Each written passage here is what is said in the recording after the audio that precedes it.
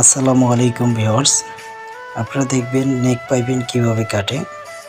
এই যে দেখুন কিভাবে মেশিনের ভিতরে দেওয়া হলো। এবার আস্তে আস্তে আপনাকে ফ্ল্যাট করে নিতে হবে। তারপর ধীর গতিতে পাইপিংটা নাইফ বরাবর দিতে হবে।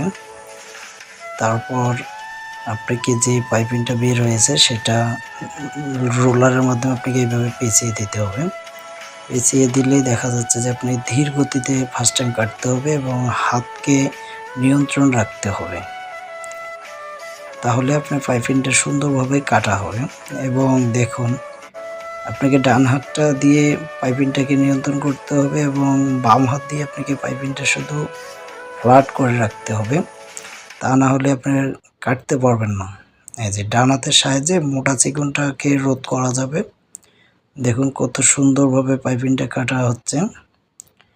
এবং এই পাইপিংটা কাটতে গেলে সম্পূর্ণ কিন্তু হাতের সাহায্যে, দেখুন দুই হাতের সাহায্যে আপনি পাইপিংটাকে কাটতে পারবেন। কেননা দু হাত যদি আপনার নিয়ন্ত্রণ ঠিক থাকে, মেশিনটা অতিরিক্ত স্পিডেও চালাতে পারবেন এবং পাইপিংটা মোটা চিকন হবে না। দেখুন ভিডিওটা সম্পূর্ণ দেখুন যে আসলে নেক পাইপিং কীভাবে কাটে। গার্মেন্টসে যে আমরা যে টি শার্ট পরি, সেই পরিধান করি, সেই নেক পাইপিং যেটাই যে এইভাবে কাটা শেষ হয়ে গেলে এটাকে একটু ভিতরে মুড়িয়ে দিবেন, হয়ে গেল নেক পাইপিং। অনেক সুন্দর এবং চমৎকারভাবে নেক পাইপিংটা হয়ে গেল। তো ভিডিওটা ভালো লাগলে অবশ্যই একটা লাইক, কমেন্ট, শেয়ার